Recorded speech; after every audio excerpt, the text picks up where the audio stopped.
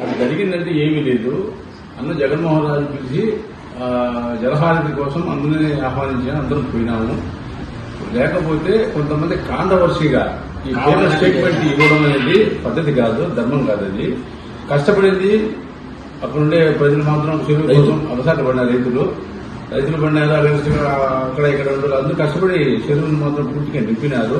కాబట్టి నీటి ఎద్దడేంటూ ఏమీ లేదు.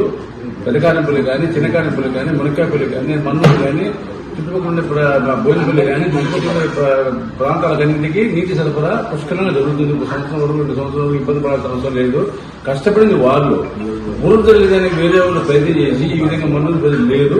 ఎవరు నలుగురు తాత్కాలిక రాజుల తర్వాత మరి నాయుడు వచ్చి మరి చేశారని చెప్పి ధర్మం కాదు, పద్ధతి కాదు.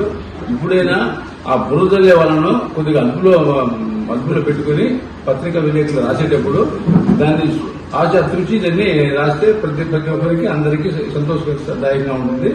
ఇది అందరికీ చెడ్డ పేరు వచ్చేదానికి ప్రయోజనం ఉంటాయి. కాబట్టి దీన్ని మానుకొని వచ్చిన జరిగింది పద్ధతి ఏంటి, వాస్తవాలు ఏంటి, మేమందరం మనలో అందరం 10 మంది ఉన్నాం. కొంతమంది మాత్రం శరీరం ఎక్కినాం. మిగతా ఉన్నారు కాబట్టి స్థలం లేదు. ఆడ తాత్కాలికంగా టెంట్ వేసి టిఫిన్ కోసమని పెట్టాను, అంతేగాని పెద్ద టెంట్ చేసి బహిరంగ సభ ఏం పెట్టలేదు. సింపుల్ గా జలహారతి కాబట్టి ఆ కార్యక్రమం ఉంచేదాని కోసం జరిగింది. అది మాకు మాత్రం ఎలాంటి కాంట్రవర్సీ లేదు. మా మనసులో ఏ క్వశ్చన్ అన్ని కులాలు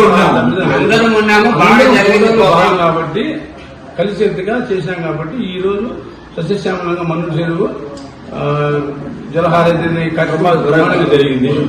దాన్ని పుడుదలగదాని కోసము కొన్ని కారణాల వల్ల రకరకాల ఊహించుకొని చేస్తున్నాం తప్ప అలా జరిగిందంటే ఏమీ లేదు. మన్ను ప్రజలకు ఎలాంటి ప్రోగ్రాం